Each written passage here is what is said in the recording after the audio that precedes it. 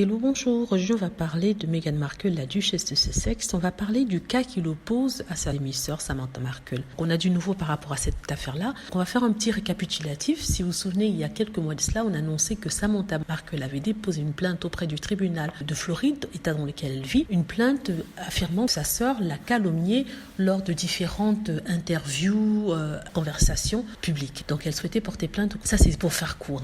Donc, il y a 2 jours de cela, Meghan Markle a déposé une requête en rejet du procès en diffamation intenté par Samantha Markle, décrivant l'affaire comme sans fondement et basée sur des allégations manifestement fausses. Donc elle a demandé à un tribunal fédéral de Floride d'ordonner à sa demi-sœur de couvrir les frais d'avocat. Dans la plainte déposée le 3 mars, Samantha avait dit que Meghan Markle avait publié et diffusé des mensonges faux et malveillants destinés à détruire sa réputation et l'exposer à l'humiliation, la honte et la haine à l'échelle mondiale, et afin de peindre un faux récit de son enfance. Donc elle avait poursuivi la duchesse pour des dommages et intérêts supérieurs à 75 000 $, oui, quand même, alléguant une atteinte à sa réputation ainsi que la perte d'emploi et la perte de revenus et de la vente de son autobiographie, le journal de la sœur de la princesse Pochi. Dans la requête que Meghan Markle a déposée, l'avocat de Meghan ont en fait nié les allégations de Samantha et a déclaré que même si elles étaient vraies, même si ce que Samantha disait était vrai, Samantha n'aurait de toute façon pas un cas viable,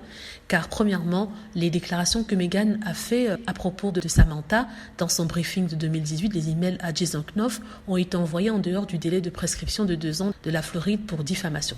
En fait, ça veut dire que dans l'email que Meghan Markle avait envoyé à Jason Knopf, elle parlait de sa sœur parce qu'on lui avait demandé de faire un récapitulatif sur le passé de chacun des membres de sa famille. Et c'est ce qu'elle avait fait. Elle avait parlé de sa demi-sœur Samantha Markle. Et justement, ce qu'elle avait dit, s'était passé en 2018, donc ça dépasse le délai couvrant ce qui est admissible au tribunal. Donc ce délai de 2 ans. Si elle avait porté plainte en 2020, ça aurait été acceptable. Maintenant, nous sommes en 2022, donc le délai est largement passé.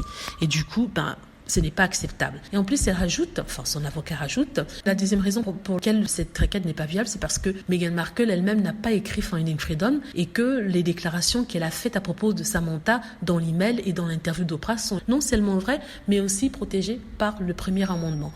Donc voilà, c'est à peu près un récapitulatif de ce qui se passe avec Meghan Markle et sa sœur. En fait, je voulais vraiment pas faire cette vidéo parce que je trouvais que ça n'avait pas d'intérêt. Ce qui est dit aujourd'hui a déjà été dit il y a 3 mois quand j'avais fait une vidéo dessus en expliquant que je ne parlerai plus de ça. Mais je voulais juste dire que Meghan Markle pensait que le cas était sans fondement. Donc voilà, donc je vais essayer de faire un minimum de sujets sur Samantha Markle, à moins que ce soit quelque chose de vraiment important, vraiment très important, et qui apporte quelque chose ici. Ce n'est pas le cas. On savait très bien que Meghan Markle avait dit que c'était 100 cas, et on avait dit qu'elle j'avais même dit qu'elle pouvait demander Samantha paye ses frais, mais je m'attendais pas qu'elle le fasse. Mais bon, ça c'est pour une autre discussion. Dites-moi ce que vous en pensez. J'espère que vous avez aimé la vidéo. N'hésitez pas à cliquer sur like si c'est le cas, à vous abonner pour plus de vidéos et à cliquer sur la petite cloche afin d'être averti lorsque je poste une nouvelle vidéo. Merci.